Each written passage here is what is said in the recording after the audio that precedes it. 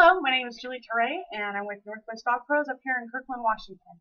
And what I'm doing is making a video for everybody to see on my website, the different types of tools that I use for dog training.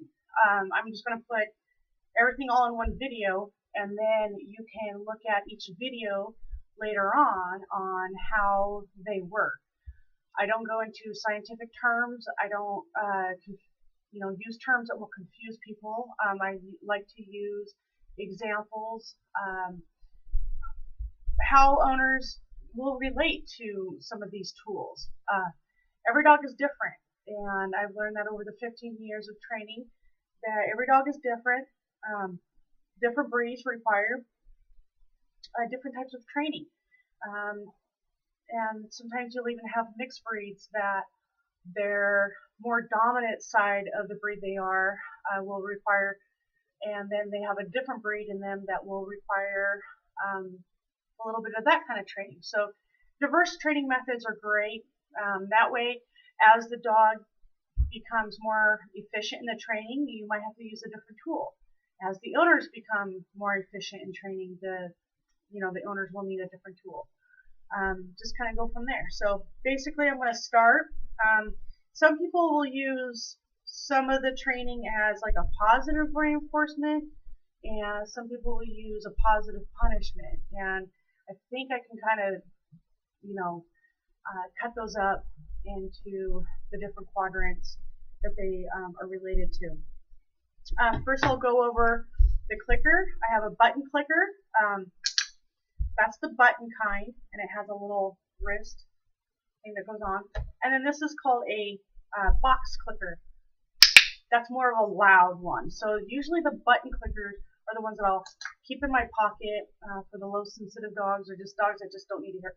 The box clicker is good for long distance, or maybe dogs that have a hard time hearing. So those are the types of clicker. There's also the extension clicker that has a clicker on one end, and then you teach the dog to put their nose. And then this is actually how you start getting like service dogs or dogs that need to help people with disabilities. You start teaching them how to put their nose on and their paws on certain things like the lights and pulling the doors and things like that. Then we have the gentle leader. So that's more common. We have gentle leader. We have harnesses. The halties. And those are the ones, the apparatus goes around the dog's face so that way you can control them. I particularly don't use these ones just because dogs can get irritated with them if you don't train them right. If you train them properly, then it's a very effective tool. I just personally don't use them, except for maybe on scent hounds. But I don't use it like on a sight hound, like a greyhound or a Doberman type of, they're not sight hounds, but there are a lot of sight hound in them. I'll use it on a scent hound, like beagles, bassets, the coonhounds, just to help keep their head up. But then I'll use something different, a different type of collar and leash. So this is a gentle leader, pretty effective tool. This more goes in towards the positive reinforcement training, just because there's not a lot of punishment, I guess, that goes behind it. There is, I guess, if you're a dog, but that's a different conversation. Oh, and the clicker is a positive reinforcement. That's actually how you start getting positive reinforcement started. Then the next we have a martingale. So the martingale, I actually like to use a martingale. Martingale has a kind of a slip choke chain kind of looking thing on one side. Okay, and then it has a flat, almost buckle collar, but it's not a buckle, it's a slip collar. So you can restrict it and get it smaller, or you can open it up a little bit more, and then for a bigger neck. I like to use this for dogs that are maybe like pit bulls, bulldogs, things like that, that are their heads are about equal to their neck. But you gotta be careful with the bulldogs. Anything that has a smashed face, the brachiocephalic dogs, you gotta be careful, like not to pull back on their trachea too much or their esophagus area. That's their radiator, so they can have problems breathing. So, but you want to be careful about using this, just because this is a restrictive collar. But I like to use these. So if the flat collar is not giving me a response I want, then I can actually just pull up a little bit, give a little bit of pressure, not choking the dog out, I'm not hanging the dog or anything. Just kind of put a little bit of pressure, like maybe a little bit of an ear tug, like what people do to their kids. And then you get a responsive whenever I say sit, you let go of that response, or you let go of that ear, or you loosen up the collar. And then once you get the response that you want, you just release it. So in all actuality, their praise is you letting go, so that's a different conversation. So, and they come in different colors. They're pretty. The next thing I like is a small little leash. This helps my dogs get off leash, so that way I can just hurry up and grab their leash if I have to. That's attached to their collar. They're walking, and it just kind of hangs off right down by their shoulder. So if I'm getting my dog off leash, or if I'm walking my dogs around town,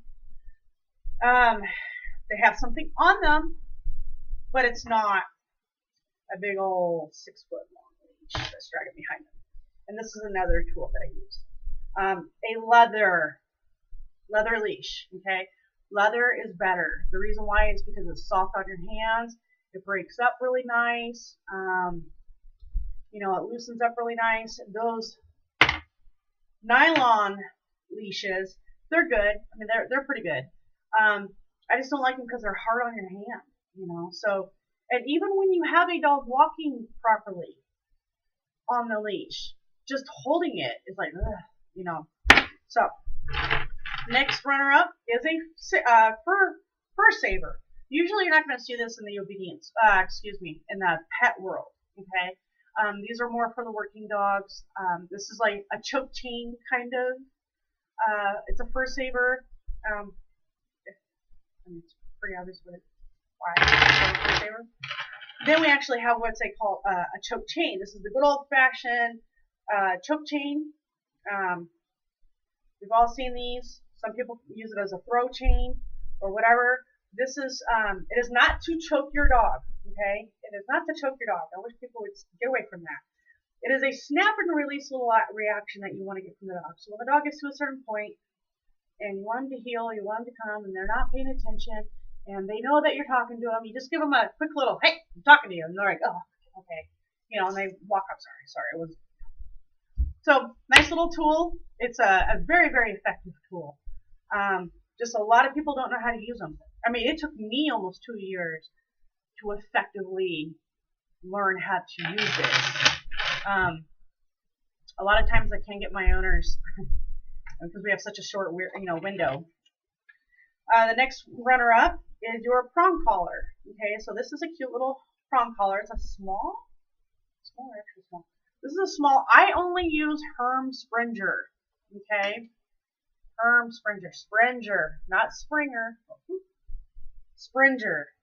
Okay, Sprenger. The reason why I only use Herm Sprenger or HS is the tips are rounded off. Okay, more companies are actually starting to do that, but they're just not they're not just wired snapped off, but they're rounded off.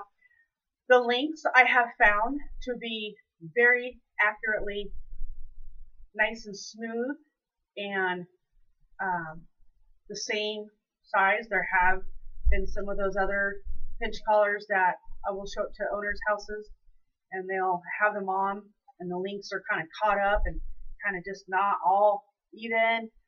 I've actually stood there during a lesson and the pinch collar fell off the dog. Reach over, grab the dog. It also comes with a middle piece, so that way all the prong in the middle prong it comes together and it doesn't totally pinch all the way down. Okay, so it comes together. Now, a lot of people say it resembles or replaces the mother's bite of how dogs perceive correction, which is true. I mean, are you going to bend down and bite your dog's neck? But I also think, this is kind of my philosophy, is kind of like what a horse's bit does. Okay, so you apply pressure, the horse moves its head, it backs up, it moves its head the other way. You loosen it up, the horse loosens up. That's how you communicate with your horse. I mean, that's how you control a 1,000-pound animal. We're not controlling a 1,000-pound animal. We're controlling anywhere from a 15 to a 200-pound animal. But this is like power steering, especially for women. And I'm 5'2". I mean, some dogs they just walk right up to me. So it's power steering, and if it's used right, it's a very effective tool. Uh, the women that I trained, they love these things. You know, they can control their dog. Their dog's not like pulling on them. And it also communicates to the dog that as soon as you listen and you follow my lead, you are now going to get corrected. Okay? Now, I know a lot of trainers out there are saying, well, then you gotta learn how to properly, train your dog. Well, I mean, we can all quit our jobs and stay home and train our dogs 13, 14 hours a day. Oh, and they come in huge size. This is an old collar. This thing is like 10 years old. This belonged to my old Rottweiler. This thing's huge. It's like a towing chain. Okay. And we have our good old basket muzzle. I like basket muzzles. This is Baskerville.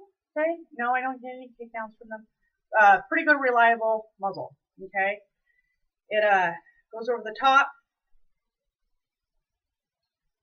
Straps over the top, over the ears. The ears this way. Eyes, the animal. And then it's got a little thing down here, so that way you can. And then and we've got our e-collar, and I think that's about it. Treat bag. Can't forget the treat bag. Call it the money bag sometimes. So that's about it. Those are a lot of the training tools that I use. Also, we use our voice, okay, to communicate to our dogs, tell them what we want. We can also use it as a praise. Eye contact, that's huge for a lot of working dogs. And your pet. You're petting your dog. Your communication with your dog. So don't sit there and just pet your dog because that's going to desensitize them to your touch. So later on, when you're proud of them and you want to give them a praise and say you don't use food anymore, you want to pet them, let them know that you're doing a really good job. So if they get that all the time, they're just going to look at you and go, you pet me all the time, so I don't understand. So that's a diverse training tools in a toolbox.